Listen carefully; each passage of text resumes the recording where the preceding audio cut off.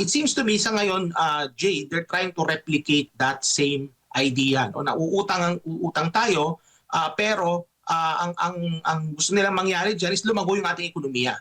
Pero hindi natin yan nakikita, Jade. Kasi ang nakita natin, in fact, kare-report lang last week ng DepDev, ang growth natin for this quarter is nasa 5.5%.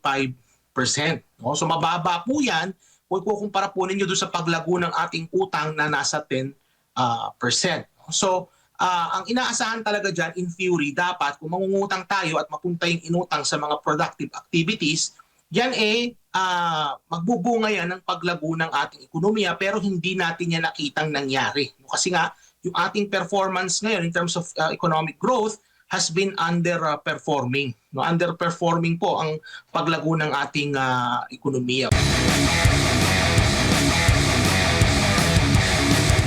Itong naitala nga ng Pilipinas ang pinakamataas na antas ng debt to GDP ratio nito lamang sa loob lamang ng 20 taon na umabot po sa 62% sa unang quarter po ng 2025. Ano ho ba itong debt to GDP ratio, Doc? Para sa kaalaman na rin, maintindihan ng ating mga kababayan. Maganda yung topic na yan, Jade. No? Yung debt to GDP ratio po kasi mga kababayan, yan po yung laki ng utang ng bansa kumpara dun sa laki ng ekonomiya. So sa ngayon po, ang ating debt to GDP ratio ay nasa 62%. So ibig sabihin po niyan, yung utang po pambansa ay 62% po ng kabuuang halaga ng ating ekonomiya. No? Malaki po yan. No? Kasi po sa bansang kagaya ng Pilipinas, no? Yung economic standing natin, ang rekomendasyon po ng mga economist dapat nasa 60% lang po ang ating debt to GDP ratio. Pero nakita po natin na ang ating pong debt to GDP ratio ay patuloy po na tumataas. No? Sa 20 years po, ang pinakamataas natin ay umabot ng mahigit 70% yan.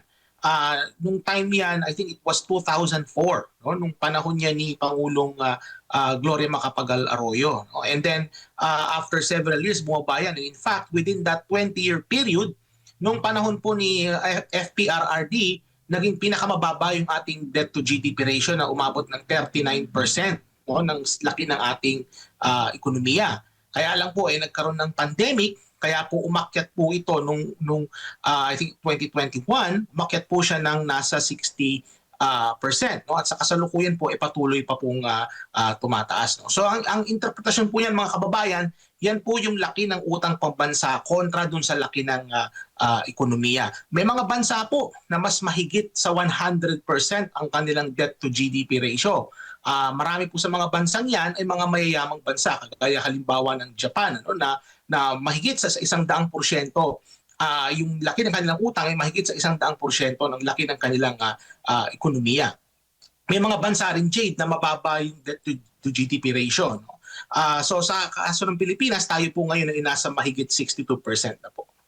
Opo, at as of June, Doc, kung hindi tayo nagkakamali, nasa 17 point something yung yung utang ng Pilipinas. Yes. Oo, mga nasa 17 mahigit 0.27 trillion pesos. Yan po as of June yung national debt po ng Pilipinas. Ngayon, ang tanong bakit po ito tumataas? Anong mga pangunahing dahilan, Doc?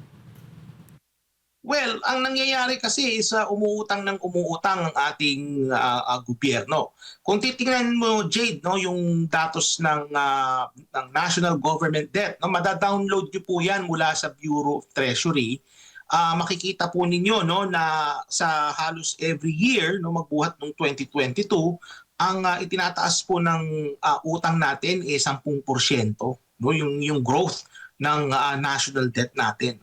Ibig sabihin, kung titingnan natin yung datos, magbuhat nung naluklok si Marcos Jr. sa pwesto bilang ating Pangulo, mahigit 1 trilyon ang nadadagdag sa ating utang. So ganun, yun po yan. Merong time na nasa 1.2 trillion, nasa 1.5, merong ganun. So mahigit 1 trillion ang nadadagdag. Kaya ngayon po nasa halos I think 17 trillion na tayo in terms of yung utang. Ngayon, Jade, tandaan din natin na yung utang na yan, that includes yung mga utang ng mga nagdaang taon, no, ng mga nagdaang administrasyon. So kumbaga patong-patong na yung utang na yan. Jade, kasama dyan yung inutang nung panahon ni Pangulong Duterte, dating Pangulong Gloria Macapagal-Arroyo, dating Pinoy, no, Pangulong Pinoy, lahat yan, pati panahon pa ni Erap, ni Pangulong Ramos, sama-sama na yan. Patong-patong na yung utang na yan, Jade. Opo. At papaano po ito, yung direktang epekto nito sa ating ekonomiya, Doc? Well, kasi ganito naman yan eh. Hindi naman, in theory, hindi masamang mangutang. Kasi kung ang inuutang naman ay ginagamit ito sa mga bagay-bagay no, na ikalalago ng ating ekonomiya. In fact, nagawa yan ni Marcos Sr. nung araw, nung paumpisan, no, nung paumpisan nung kanyang termino. No, umutang sila ng umutang, kaya nagkaroon ng tinatawag na debt-driven growth. Ibig sabihin, lumalago yung ekonomiya sa pamamagitan ng pangungutang. Pero pag-alaman din natin sa kasaysayan na hindi ito naging sustainable, kaya nga bumagsak ang ating ekonomiya noong early 1980s. No? So hindi naging sustainable yung pangungutang na yan.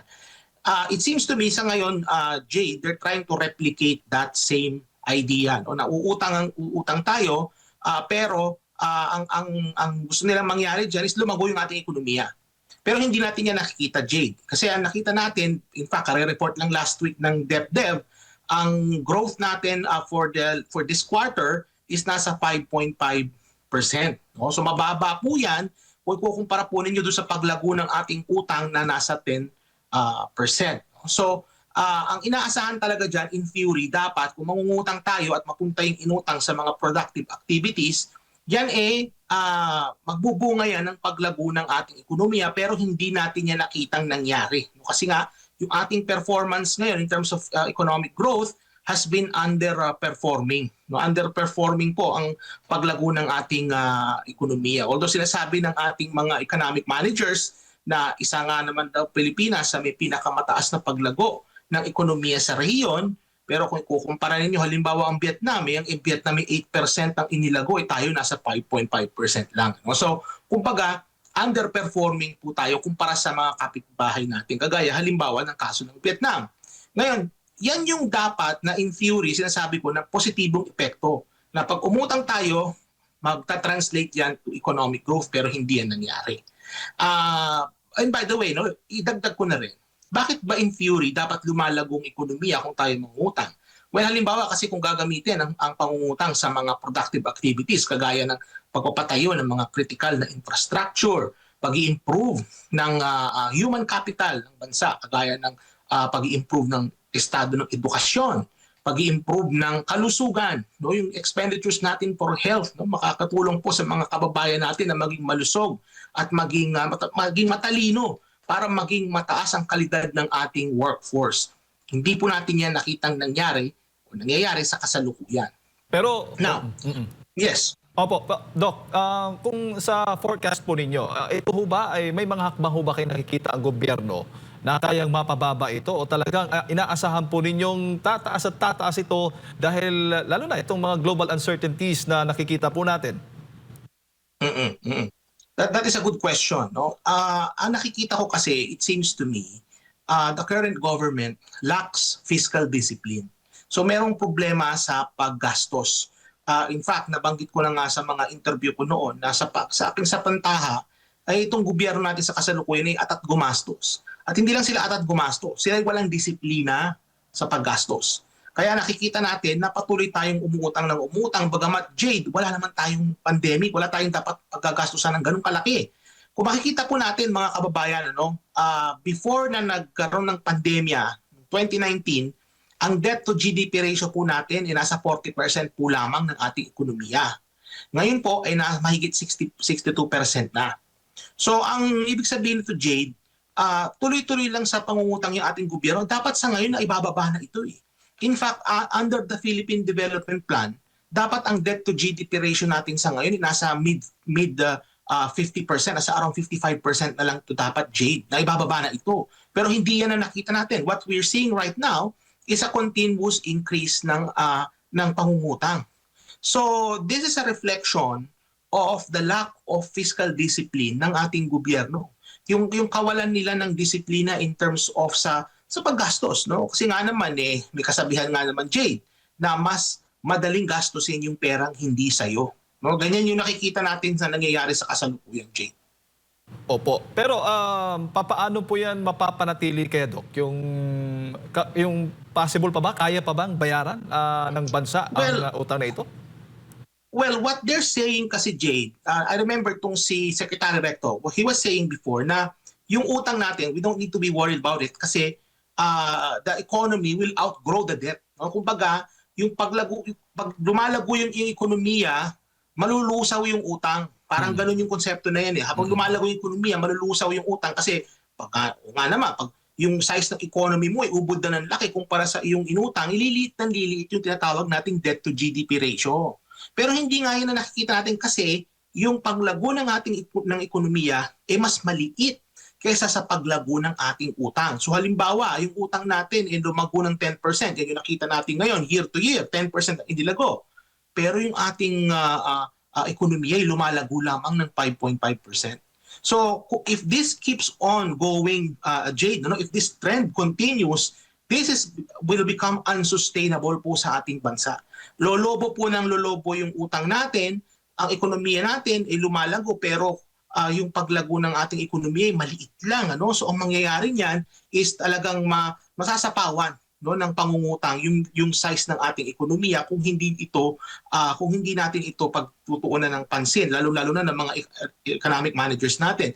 Dapat, Jade, magkaroon tayo ng tinatawag ng ating gobyerno, magkaroon ng tinatawag na fiscal discipline, maging mapanuri sila sa paggastos, maging careful sila in terms of spending kasi tandaan natin na itong utang na to, Jade, hindi ito libre. Babayaran ito with interest, babayaran ito in the future. At ayon sa mga pag-aaral, pag mataas ang level ng pangungutang ng isang bansa, nakakahila ito pababa ng paglago ng ating ekonomiya. Mababa na nga ang paglago ng ekonomiya, uutang pa tayo ng uutang. Kaya ang kawawa dito, Jade, yung susunod na mga administrasyon. Kasi sila ang magmamana nitong mga inutang, dinagdag na inutang ni Marcos Jr. Sa mga panahon na